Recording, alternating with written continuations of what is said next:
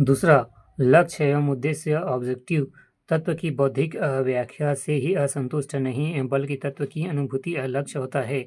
अनुभूति केवल दो प्रकार का होता है, केंद्रीय सेंसस एवं अकेंद्रीय या आत्माधिक नॉन सेंसस तत्व का साक्षात्कार आत्माधिक अनुभूति से ही असंभव है तथा आत्माधिक अनुभूति बौद्ध ज्ञान से उच्च या श्रेष्ठ है।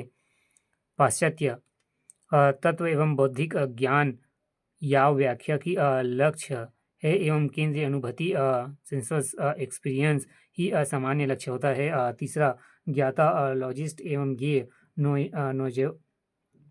नोएबल नॉलेजेबल में भेद।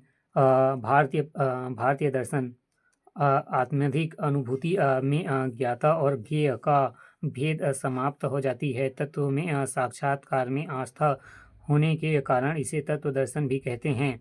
पाश्चात्य दर्शन बौद्धिक एवं ज्ञान में ज्ञाता और ज्ञेय के बीच भेद सदैव बना रहता है।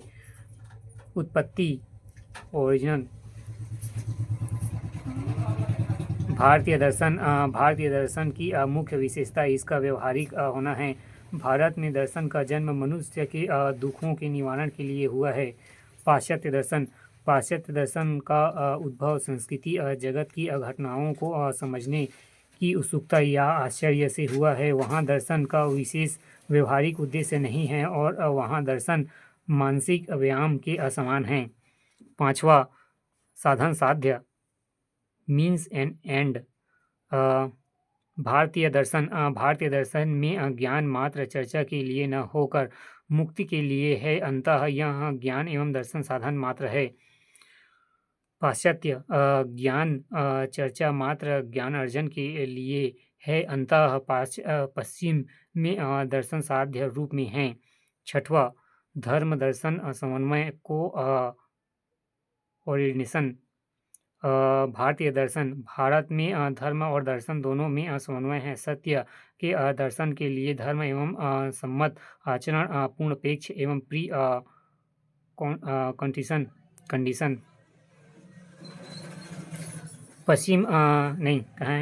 पाश्चात्य दर्शन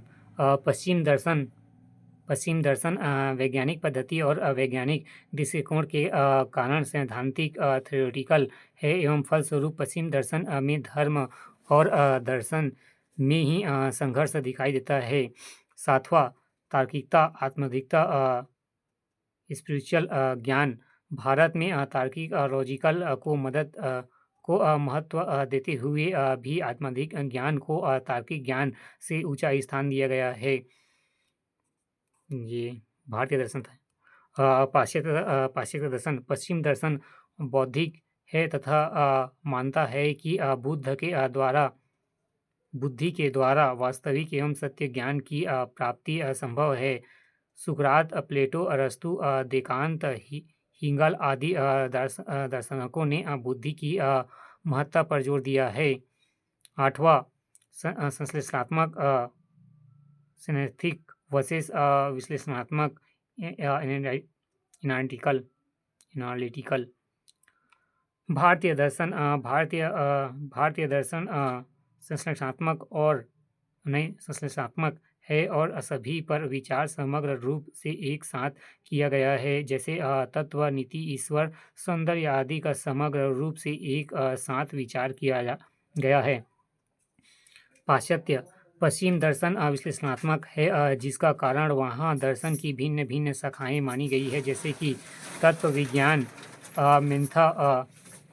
मेटा फिजिक्स एवं नीति विज्ञान, एथिक्स, ईश्वर विज्ञान, थियोलॉजी, सौंदर्य विज्ञान, एंथेटिक्स। नौवा, अथर्ववर्ड दिस वर्ड। भारतीय दर्शन इस लोक के अतिरिक्त परलोक की सत्ता में भी विश्वास करता है। पाश्चात्य दर्शन पश्चिम दर्शन इस लोक की सत्ता पर विश्वास करता है। 10वां, आत्मवाद एवं स्पिरिचुअलिज्म एवं भौतिकवाद, मेटेरियलाइजेशंस।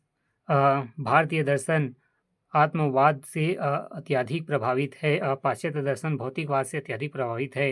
11 कल्याण वेलफेयर, यह व्यक्ति के कल्याण पर अधिक बल देता है। भारतीय दर्शन यह व्यक्ति के कल्याण पर अधिक बल देता है। पाश्चात्य दर्शन यह सामाजिक संगठन व्यवस्था पर अधिक बल देता है।